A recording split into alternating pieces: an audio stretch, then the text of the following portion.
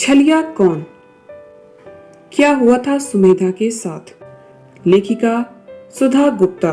दोस्तों, वीडियो में आगे बढ़े इससे पहले आप सबसे रिक्वेस्ट है, अगर आप चैनल पर नए हैं तो प्लीज प्लीज प्लीज ढेर सारी कहानियों को सुनने के लिए चैनल को सब्सक्राइब जरूर कर लीजिएगा। तो चलिए बढ़ते वीडियो में आगे और सुनते हैं आज की कहानी। सब कहते हैं और हमने भी सुना है कि जिंदगी एक अबूझ पहेली है। वैसे तो जिंदगी के कई रंग हैं, मगर सबसे गहरा रंग है प्यार का। और यह रंग गहरा होने के बाद भी अलग अलग तरह से चढ़ता है और कई कई बार चढ़ता है। अब प्यार है ही ऐसी बला कि कोई बच नहीं पाता। प्यार किया नहीं जाता, हो जाता है, और हर बार कोई छली जाती है, यह भी सुनते आए हैं।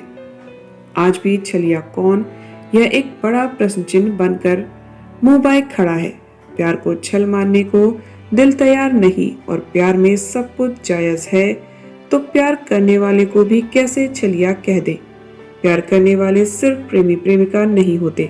प्यार तो जिंदगी का दूसरा नाम है, और जिंदगी में बहुतेरे रिश्ते होते हैं। मसलन माता पिता, भाई बहन, मित्र और इनसे जुड़े अनेक रिश्ते। ममत्व, स्नेह, लाड़ दुलार और फटकार, ये सभी प्यार के ही तो स्वरूप हैं।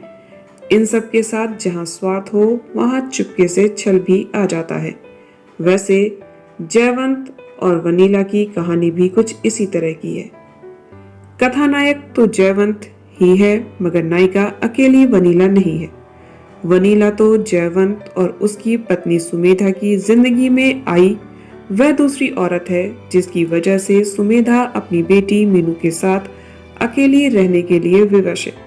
सुमेधा सरकारी स्कूल में शिक्षिका है और जयवंत सरकारी कॉलेज में स्पोर्ट्स टीचर है।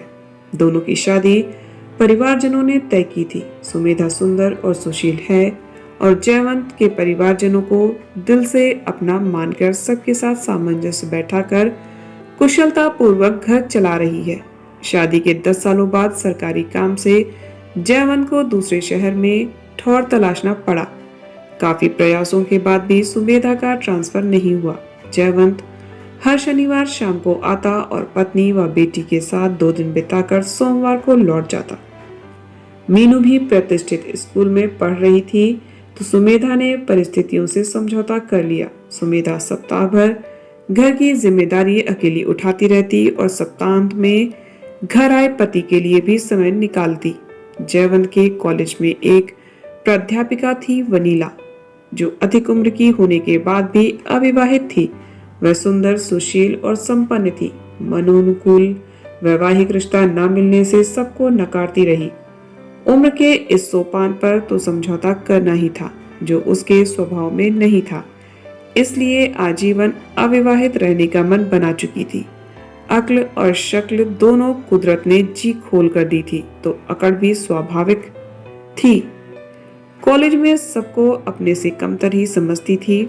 जयवंत और वनीला ने जब पहली दफा एक दूसरे को देखा तो दोनों का दिल कुछ जोर से धड़का। जयवंत तो था ही स्पोर्ट्समैन, तो उसका गठीला शरीर था।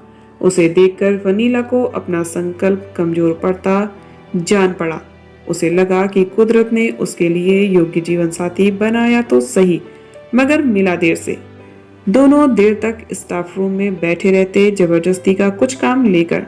दोनों को पहली बार पता चला कि वे कितने कर्मठ हैं। एक दूसरे की उपस्थिति मात्र से वे उत्साह से लवरेज हो तेजी से काम निपटा देते। अधिकांश कार्यकारिणी समितियों में दोनों का नाम साथ में लिखा जाने लगा, क्योंकि इससे समिति के अन्य सदस्य निश्चिंत हो जाते थे। दोनों को किसी अन्य की उपस्थिति पसंद भी नहीं थी। स्पोर्ट्स समिति की कर्मठ सदस्य और अधिकांश गतिविधियों की संयोजक अब वनीला मैडम होती थी। यह अलग बात है कि उनकी बातचीत अभी भी शासकीय कार्यों तक ही सीमित थी। व्यक्तिगत रूप से दोनों एक दूसरे से अनजान ही थे। बास्केटबॉल के टूर्नामेंट होने थे, जिसकी टीम में वनीला दल की अभिभावक के तौर पर, जबकि जयवंत कोच के रूप में छात्राओं के दल के साथ गए थे। वहां अप्रत्याशित अनहोनी हुई कि एक छात्रा की तबीयत काफी खराब हो गई। उसे हॉस्पिटल में भर्ती करना पड़ा। शहर के दूसरे कॉलेज के दल के साथ ही अपनी टीम को रवाना कर वे दोनों छात्रा के पेरेंट्स के आने तक वहीं रुके। हॉस्पिटल में गुजरी वह एक रात उनकी जिंदगी में बहुत बड़ा परिवर्तन ले आई। रात भर बेंचनुमा कुर्सियों पर बैठे बैठे ही काटनी पड़ी और चूंकि काम तो कुछ था नहीं, सो उस दिन खूब व्यक्तिगत बातें हुई। जयवंत ने वनीला से अभी तक शादी न करने की वजह पूछी तो उसके मुंह से अनायास निकल पड़ा, तुम्हारे जैसा कोई मिला ही नहीं। उसकी बात का इशारा समझकर जयवंत भी बोल उठा, जब मैं ही मिल सकता हूँ तो मेरे जैसे की जरूरत ही क्या है। वनीला की आंखें आश्चर्य मिश्रित खुशी से फैल गई। क्या आपने भी अभी तक शादी नहीं की? अब जयवंत मगरमच्छी आंसुओं के साथ बोला, मेरी दादी मरते वक्त मुझे उनके एक दूर के रिश्तेदार की बेटी का हाथ जबरन थमा गई। वह दिमाग से पैदल है, तभी तो यहाँ लेकर नहीं आया। अब मैं उसे तलाक दे दूंगा। यदि तुम चाहोगी तो हम शादी कर लेंगे। वीनू, ओ जय, कितना गलत हुआ तुम्हारे साथ। हम पहले क्यों नहीं मिले? अब तुम्हारी पत्नी है तो हम कैसे शादी कर सकते हैं? क्यों नहीं कर सकते वीनू? आई लव यू और मुझे पता है कि तुम भी मुझे प्यार करती हो। बोलो, सच है ना ये? हमारी जिंदगी है, हम एक दूसरे के साथ बिताना चाहें तो इसमें गलत क्या है? कहते हुए उसने भावातिरेक में वनीला का हाथ कसकर पकड़ लिया। उम्र की परतों में वनीला ने जो भावनाओं की बर्फ छिपा रखी थी वह जयवंत के सहारे की गर्मी से पिघलने लगी। जवाब में उसने भी बोल ही दिया, I love you too Jay, I want to spend my life with you. इधर इजहार इश्क हुआ और उधर छात्रा की तबीयत थोड़ी सुधरने लगी।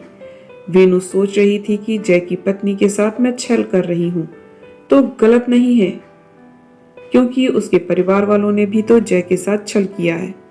जय सोच रहा था कि घर की जिम्मेदारी भी उठाऊंगा, पत्नी और बेटी तो वैसे ही अकेले रहने के आदी हो गए हैं। यहाँ पर मैं वीनू को उसके हिस्से का प्यार देकर उस पर उपकार कर रहा हूँ, कोई छल नहीं कर रहा। वह भी तो मुझे पाना चाहती है। बेटी को पढ़ा लिखा कर शादी कर दूंगा। कितने ही पुरुषों ने 2 शादियां की हैं। यह कहीं से भी गलत नहीं है और सुमेधा तो इस सब से अनजान ही थी। जय और वीनू अब कॉलेज के बाद भी साथ में समय गुजारने लगे थे। उम्र का तकाजा था तो शाम के बाद कभी कभी कोई रात भी साथ गुजर जाती। जय अपने रूम पर कम और वीनू के घर पर अधिक समय गुजारने लगा। दोनों ने चोरी छिपे शादी भी कर ली, मगर उसे गुप्त रखा। जय का रविवार अभी भी सुमेधा और वीनू के साथ गुजरता था। यह बात भी 16 आने सच है कि पत्नियों की आंखें उन्हें अपने पतियों की नजरों में परिवर्तन का एहसास करा ही देती हैं। सुम्मी भी जय में आए परिवर्तन को महसूस कर रही थी। रही सही कसर स्टाफ मेंबर्स ने पूरी कर दी। एक गुमनाम पत्र पहुंचा था सुम्मी के पास, जिसमें जयवंत और वनीला के संबंधों का जिक्र करते हुए उसे सावधान किया गया था। अगले रविवार जब जयवंत घर पहुंचा तो वहां अपने माता पिता और सास ससुर को आया देखकर हैरान रह गया। हंगामा होना था, हुआ भी। जयवंत लौट आया इस समझौते के साथ कि तलाक के बाद भी मीनू की पढ़ाई और शादी की सारी जिम्मेदारी वही वहन करेगा। अब वीनू से शादी की बात राज नहीं रह गई थी। काफी लंबे अरसे के बाद किसी वजह से हमारा सुमेधा के शहर में जाना हुआ। जयवंत ने सुम्मी और मीनू से मिलकर आने को कहा। हमें भला क्यों आपत्ति होती? जयवंत और वनीला निसंतान थे, इसलिए इसकी तरफ तो थी ही। इतने सालों बाद बेटी से मिलने की तरफ तो पिता को होनी स्वाभाविक भी थी। प्यार का खुमार हमेशा एक जैसा नहीं रहता है और जयवंत की पोस्टिंग भी दूसरे शहर में हो चुकी थी। अब उसे अकेले में अपराध बोध सालता होगा। जयवंत के माता पिता ने वीनू को कोसने में कोई कसर नहीं रखी। उनके अनुसार उस बांझ स्त्री ने उनके बेटे बहू का घर तोड़कर उनका जीवन नारकीय बना दिया है। उसने पत्नी का सुख तो दिया मगर पिता का सुख नहीं दे पाई। उसी की वजह से जय और मीनू इतने सालों तक एक दूसरे से दूर रहे। अब मीनू पीजी की पढ़ाई पिता के साथ रहकर उनके कॉलेज से करना चाहती थी। जयवंत और वनीला की पोस्टिंग अलग अलग शहर में होने से शायद उन्हें फिर उम्मीद की किरण दिख रही थी। सुमेधा का कहना था कि मुझे कोई अपेक्षा नहीं है, मगर मीनू को उसका अधिकार मिलना चाहिए। वनीला के विरोध के बावजूद भी मीनू अपने पिता के घर रहने आ गई थी। वीनू अब वीकेंड में आती थी। जब कभी कुछ विवाद होता तो उनका फोन आने पर हमें ही जाना पड़ता था, क्योंकि न चाहते हुए भी इस कलह की अप्रत्याशित वजह तो हम बन ही चुके थे। न हम सुम्मी से मिलने जाते और न ही यह टूटा तार फिर से जुड़ता। आज भी अचानक फोन आया और वीनू ने कहा, आप लोग तुरंत आइए, अब इस घर में या तो मैं रहूंगी या मीनू। कुछ देर तक तो हम समझ ही नहीं पाए। सौतन का आपसी झगड़ा तो सुना था, मगर सौतेली माँ और बेटी का इस तरह झगड़ना। आश्चर्य की एक वजह और थी कि वनीला और मीनू दोनों ही काफी समझदार थी। अलग अलग दोनों से बात करने पर हम इतना समझ पाए थे कि दोनों अपनी सीमाएं जानती थी और एक दूसरे के क्षेत्राधिकार में दखल भी नहीं देती थी। कभी कभी जय संतुलन नहीं कर पाते तभी विवाद होता था। जय का कहना था कि मीनू ही मेरी इकलौती संतान है, तो वीनू को भी इसे स्वीकार कर लेना चाहिए, आखिर वह उसकी भी तो बेटी है।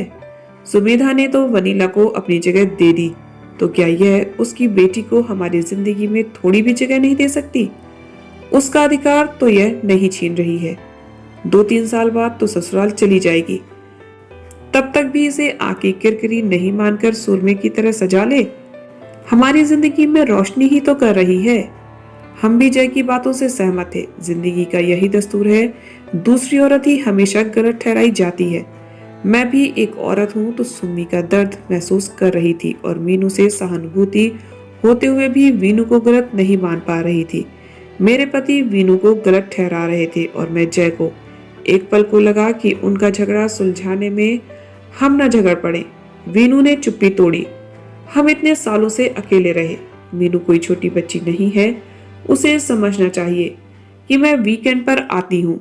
उसके आने के बाद जय तो आते नहीं, उसे अकेला छोड़कर यदि कुछ गलत दिखे तो मुझे मीनू को डांटने का अधिकार है या नहीं?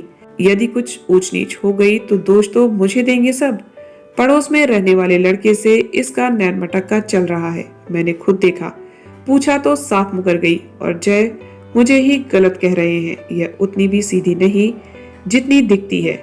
उसका प्रलाप चलता ही रहता यदि हमें मीनू की सिसकियां ना सुनाई देती। मेरी कोई गलती नहीं है। आंटी मुझे क्यों ऐसा बोल रही हैं? वे खुद जैसी हैं वैसे ही मुझे समझ रही हैं। मैं उनकी सगी बेटी नहीं हूं तो मेरी तकलीफ क्यों समझेंगी?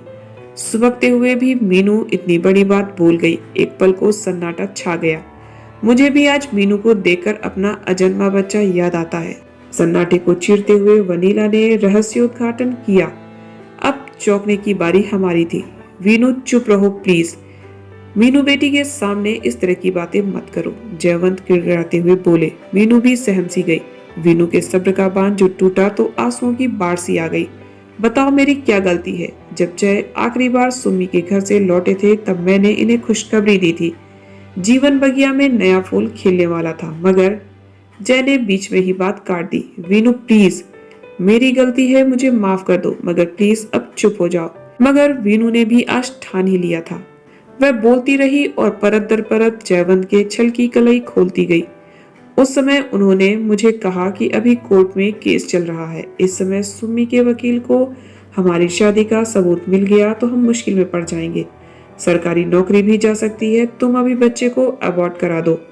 एक बार कोर्ट की कार्रवाई निपट जाए फिर हम नए सिरे से जिंदगी शुरू करेंगे और बच्चा तो भविष्य में फिर हो ही जाएगा। तो मैंने गलत नहीं कहा था। उस समय यही उचित था। उचित अनुचित मैं नहीं जानती।